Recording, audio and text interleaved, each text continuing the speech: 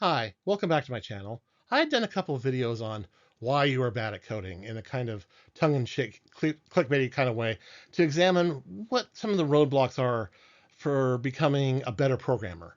And a lot of those roadblocks really have nothing to do with the programmers themselves, but the environment that we're currently in terms of the languages, tools, and processes that we're using. And I was kind of hoping to shed some more light on that. But I realized that it's very easy to see that I can potentially have come off as saying, well, obviously I wasn't bad at coding and nothing could be further from the truth.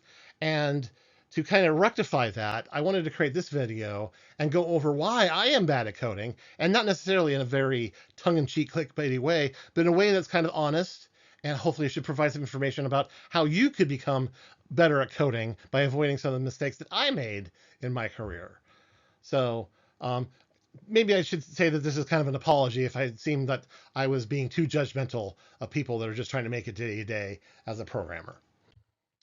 So reason one for me is that why I was bad at coding is poor team skills.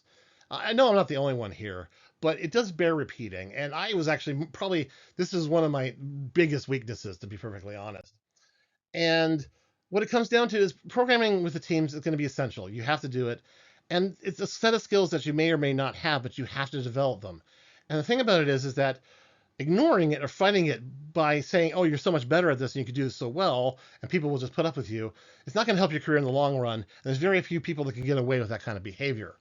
So, but I kept kind of sticking in that mindset, which is basically it's like, well, I just have to be good enough about this, and I can kind of plow through these team issues and eventually get to the work, and these things will work themselves out. Versus developing the necessary set of skills to work with other people better, so I wasn't just trying to, well, basically bang my head against walls at the end of the day.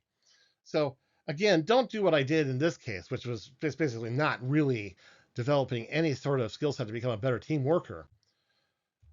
So first, don't ignore the issue. Don't pretend it's not there. Don't deflect this onto your coworkers or frustration. And in the worst case, really do seek out some coaching, or if there's some like real more severe issues around this, even therapy on gaining skills to understand how the politics of the workforce, how the politics of the workforce work, how to develop better communication styles, how to learn to read people better, how to present yourself in a more approachable type of way. These are all types of things that are actually not too difficult to learn, but can have huge benefits moving forward. And I really wish I had done more of that, really kind of accepted that that was what was holding me back, and taking a little bit of time and effort to do those that work, basically. Reason number two, frustration with working on existing code bases. This was huge for me. There was very, very few code bases that I didn't find uniformly lacking, if not just completely maddening. But that's the reality of what most people are going to be dealing with. Um, you know, when you're coming, especially into a new position, and you haven't seen how things evolved, you're just going to be lost. And if you try to do things in a certain way, approaching it with a certain level of like, oh, I can just, I know what's going on, it's going to make things just really hard to deal with. And if you don't develop some specific skills to cope with that frustration, because this is going to be what you're going to be dealing with the day-to-day types of stuff like that, you'll find it very, very hard to do the day-to-day work that you want to do.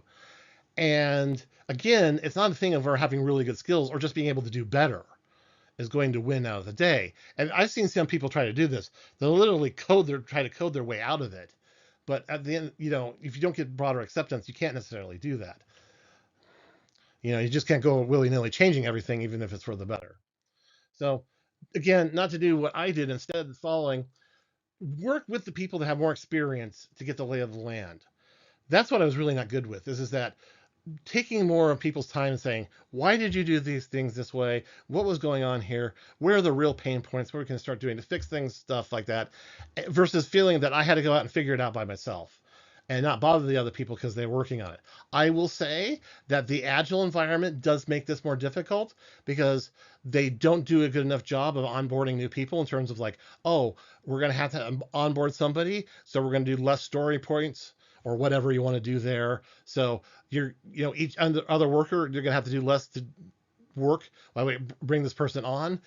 They just kind of just assume that that process doesn't exist, which basically means that all the people have to do extra work, and they can start to resent that. And so you feel like, oh, you should just kind of figure it out yourself, versus actually saving everybody time and saying, okay, let's just actually meet together, go through these things and figure it all out. And that time will be well spent for everybody involved in the long term. And if you do this, you're going to gain way more credibility to change things later on versus just going in and bulldozing and saying, well, obviously this sucks, so we should do better. Number three, unreasonable expectations from coworkers. And this was a large one. And this is one that I don't see a lot of people having. This is actually something that's fairly uncommon. And what it was is that I expected a level of skill, knowledge, and discipline that was not realistic in most cases. And I didn't even see it that way. That what I was expecting was actually being that difficult, that hard. And it's one of those things where if you don't recognize that you're expecting the people to perform at a level that you might be comfortable with, but actually for various reasons just isn't sustainable or realistic, then it's really not going to help anybody, regardless of how you try to get around it. It doesn't help anybody to try to constantly expect that out of them. And the main thing about it is that what I also did was that I also expected that the coworkers would obviously be interested in bettering their skills, right? They want to learn more about what's going on, learn more about the field, and so on and so forth. These together combined are just it's a well-intentioned idea. It's well-intentioned, but it's just not a good idea in general. It doesn't really work out. You have to temper your expectations much more than try to force people to do better, or even try to not force them, but just be an example of how to do better. You need to kind of just, again, be more realistic in what people can and can't do when it comes to certain types of things. So the thing about it is that don't go in, let people program at their level. But the hardest thing about it is that don't be compelled to clean up after messes. That's what the most important thing about it is that there's a lot of people out there that are coding at a higher level, and because they want a certain level of quality out of things, they're going in and fixing other people's stuff. And they're doing it without getting any credit for it, without pointing out that these deficiencies are putting product there in the first place. And that will just end up making you incredibly frustrated with the position you're in. And you'll feel just that you're being used, and because you are. People are taking advantage of the fact they're not actually becoming better or being held accountable for their mistakes because you're hiding them from management and themselves. Really, they not even know that they're doing something wrong when you're just coming in there and constantly cleaning up after them. That being said, you have to be able to mentor people and provide guidance in an organic manner. You can't kind of force it. You have to kind of let it come in, and it has to be very situational. It has to kind of apply directly to something going on. That when people talk about teachable moments, that's a good way of putting it. That, oh, hey, here's something you can learn. You can't just force it. And not only that, you're going to have to accept that most people don't want to learn new skills just for the sake of it. And you might be different. You might actually really enjoy learning new things, but that doesn't necessarily apply to everybody that you know. And that's okay, because they might just have different interests. And I really, as I am older, I understand this better now than when I was starting out. Reason number four, pursuing the wrong positions. And basically what it was is that after I got my doctorate degree, I kept working as a programmer to pay the bills. And I never went off and said, you know what, I need to just start doing either applying as a manager or as an architect or other positions. I just can't keep going after these things. And I ended up always being unhappy with the position and the work I was doing. There is a huge exception to this.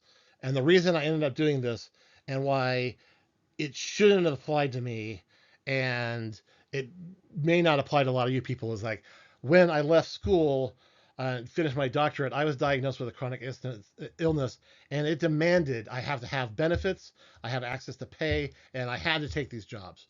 I had no resources that would allow me to say I need to take some extra time to go off and train for management stuff. I couldn't just go back to school for another 3 years and get an MBA. I just, I had to have these benefits. I had to have a certain amount of money, and I needed access to things like, disability insurance, all this kind of stuff. And so this is where things became really difficult for me. because I was forced into this situation much more by things out of my control than just choosing it out of laziness.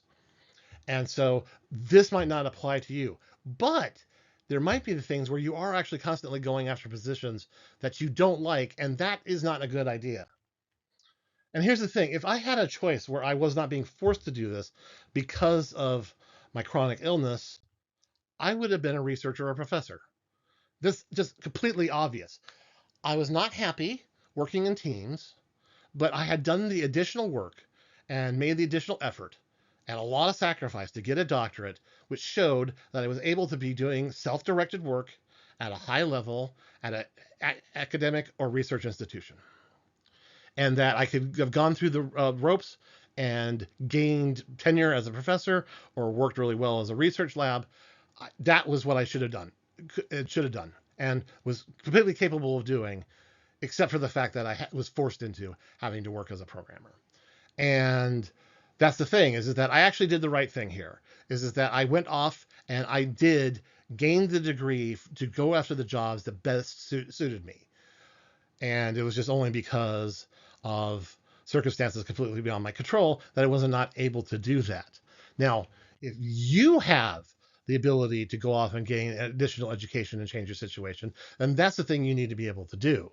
But there's a lot of people out there, and I want to bring this up, that are not necessarily in such severe constraints as I was.